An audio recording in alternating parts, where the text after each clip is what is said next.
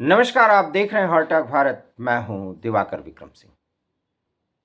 28 फरवरी से शुरू हुआ वो महायुद्ध जो अब 25 तारीख तक एक ऐसे भीषण संघर्ष में बदल चुका है कि अब कहा नहीं जा सकता कि होने क्या जा रहा है।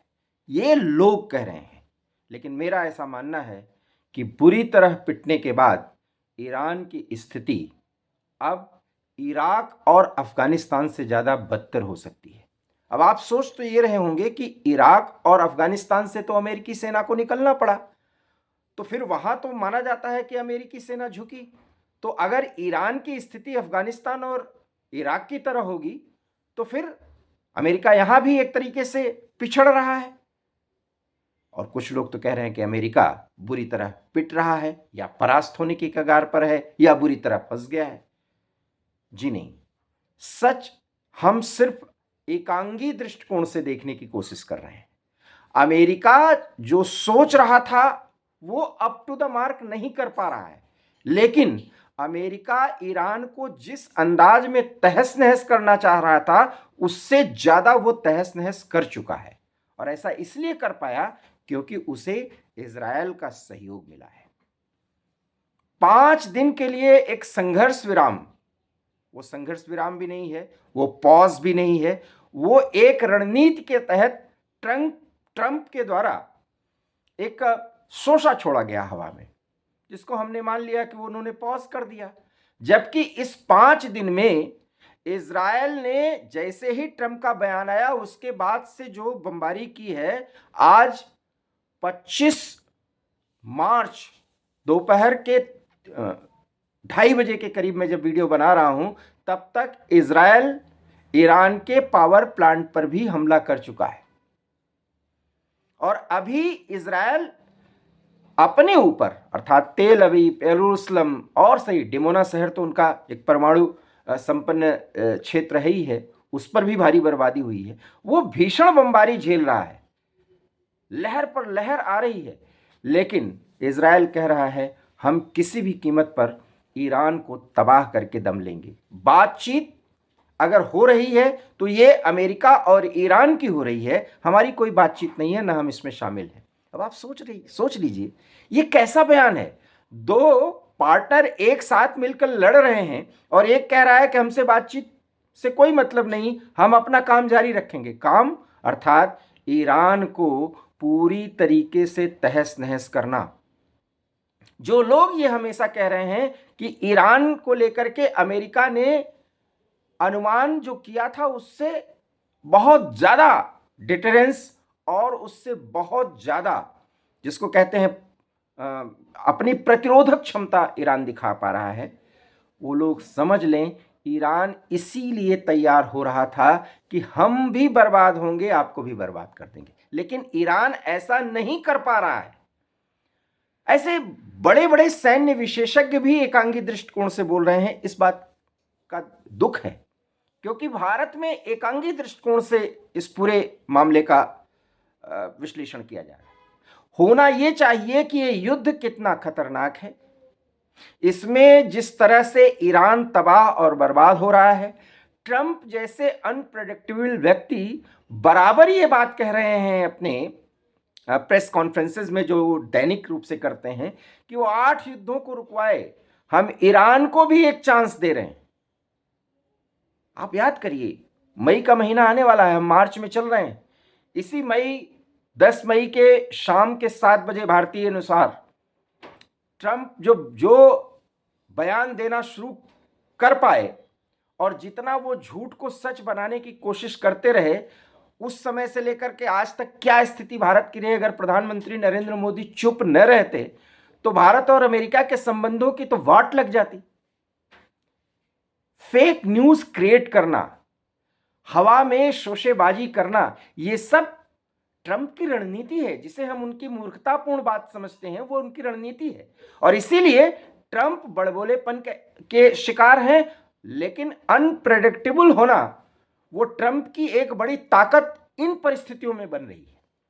और इसलिए अगर ट्रंप कह रहे हैं कि बातचीत हो रही है तो बातचीत हो रही है, इसमें कोई गड़बड़ी नहीं है। लेकिन बातचीत में कौन शामिल है?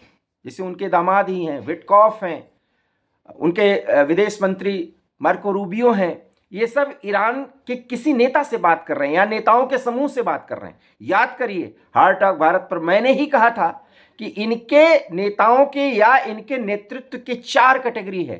3 कैटेगरी का जिक्र डोनाल्ड ट्रंप ने किया है, और ये बात युद्ध शुरू होने के पहले हमने कही थी कि पूरे पूरे जितने इनके लेयर्स हैं उसको खत्म किया जाएगा, और ईरान और इजराइल ऐसा कर पाए। ईरान ने इनकी पूरी हवाई प्रतिरोधक क्षमता को खत्म कर दिया। कहीं भी इजराइल के जहाज जा रहे हैं वो गिरा के और उसको तहस नहस करके चले आ रहे हैं। अमेरिका उसको तहस नहस करके चला आ रहा है।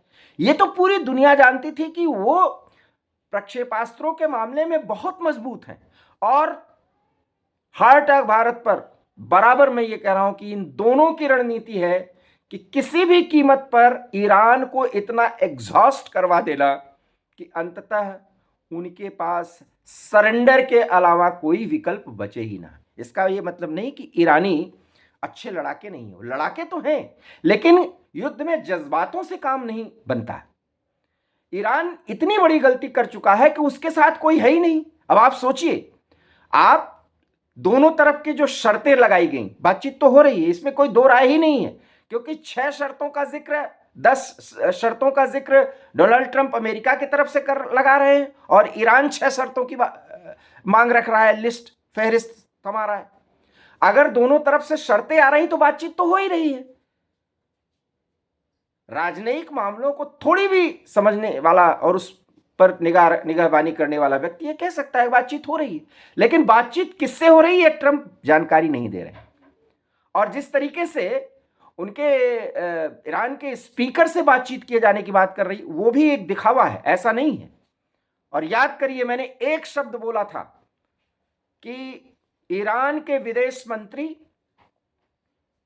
और ईरान के राष्ट्रपति पेजेश्कियान को अंत तक हिट नहीं किया जाएगा, क्योंकि इस उहापोह की स्थिति में यही एक ऐसे तत्व होंगे, तत्व मतलब इनके पीछे और नेता होंगे जो वहां के उदारवाद की छवि को लेकर के प्रस्तुत होंगे, और तब एक बराबरी की बात प्रस्तुत करके डोनाल्ड ट्रंप और इजराइल दोनों बातचीत के जरिए इस युद्ध को एक अंजाम पर पहुंचाने के बाद समाप्ति की पहल करेंगे। इसलिए पेजेश्कियन प्रधानमंत्री नरेंद्र मोदी से भी बात करते हैं, और उसके बाद 5 दिन का ये पॉज दिया जाता है ट्रंप की तरफ से। और वो पॉज ट्रंप कह रहे हैं पॉज, युद्ध रुका नहीं है।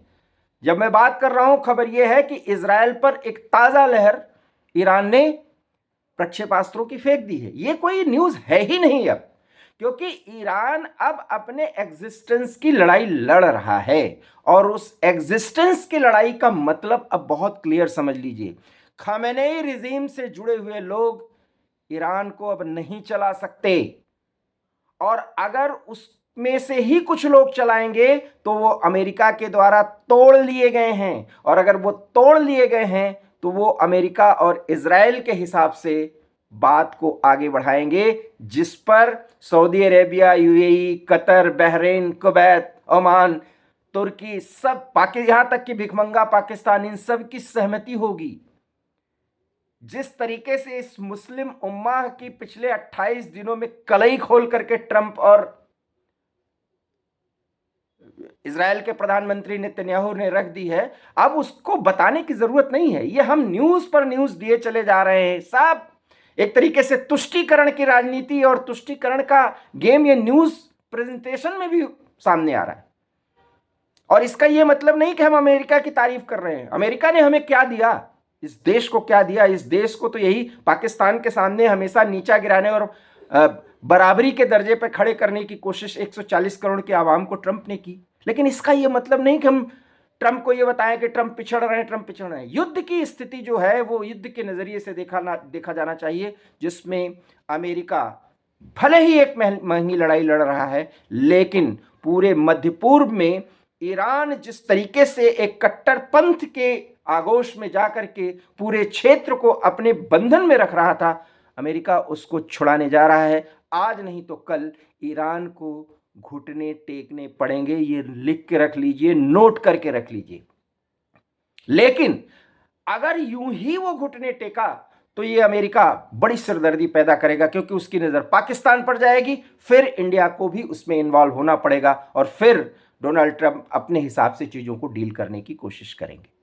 इसलिए ईरान के साथ भारत को बेहतर संबंध भी रखने हैं, लेकिन खमेनी रिजीम जिस तरीके से एक सिद्धांत पेश कर रहा था अपने इस्लामिक माइंडसेट का, उस तरह के शासन का, वो खत्म होने जा रहा है और यही वो सच है। रही बात, तीनों तरफ से गोले और बारूद बरसाए जा रहे हैं, तीनों को नुकसान झेलना पड़ रहा है और इन तीनों की लड़ाई में गल्फ के देश किस तरीके से सांसत में फंसे हुए हैं ये बताने की जरूरत नहीं है। लेकिन बातचीत हो रही है और इस बातचीत में डोनाल्ड ट्रंप बहुत जल्दी ये दिखाने की कोशिश करेंगे कि उन्होंने रेजीम चेंज कर दिया है और यही अमेरिका की जीत का एक पहला कदम होगा। रही बात कि ईरान में अमेरिकी सेना प्रवेश करेगी या नहीं, तो यकीन मानिए, आप तथ्यों पर गौर करिए।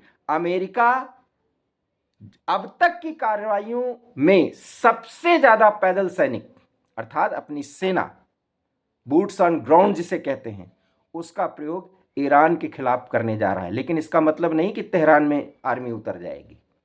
खर्ग द्वीप और इसके बाद जिस तरीके से हॉर्मुज पास पर ईरान मुश्किलें पैदा करने की कोशिश कर रहा है, उस सब को और उस पूरे तिलिस्म को तोड़ने की पहल वहां की सेना, अमेरिका की सेना और नौसेना करेगी। इसमें नुकसान भी होगा, लेकिन उसके बाद ईरान पूरी तरीके से अमेरिका के ही हिसाब से चलेगा और ये आप होते हुए देखेंगे। और अगर ये देखेंगे तो ये मानिएगा जरूर कि इस देश में जितनी भी एनालिसिस हो रही थी वो समय के अनुसार स्थितियों को बदलते हुए उसी की भाषा बोली जा रही थी। लेकिन पहले दिन से मैं कह रहा हूं, इस युद्ध में ईरान इसलिए हार रहा है क्योंकि वो जानबूझ करके अहंकार में अपने को अकेला करके, अपने उम्मा को तबाह करके, एक भी मुस्लिम देश उसके साथ नहीं है। ये कौन सी डिप्लोमेसी है? एक संप्रभु राष्ट्र ईरान और उसका जो भी बचा खुचा नेतृत्व हो, इसे तो कोई नेतृत्व है नहीं, वो ये कह रहा है अपनी शर्तों पर कि आप हिजबुल्लाह पर अटैक न करें। हिजबुल्लाह एक अंतर्राष्ट्रीय संगठन है और ऐसे शासन को हम लेजिटिमेट माने, ये तो कट्टरपंथ को सहयोग देना है। और इसी नजरिए से हमें ईरान की इस स्थिति में बदलाव देखने के लिए अपने को तैयार करना चाहिए, यही समय की मांग है। अगर आप हमारी बात से सहमत हैं तो प्लीज़ वीडियो को लाइक कीजिएगा, शेयर कीजिएगा। हमारे चैनल हर टॉक भारत को अगर आपने सब्सक्राइब नहीं किया है तो प्लीज़ से सब्सक्राइब कर लीजिएगा। बहुत बहुत धन्यवाद। नमस्कार।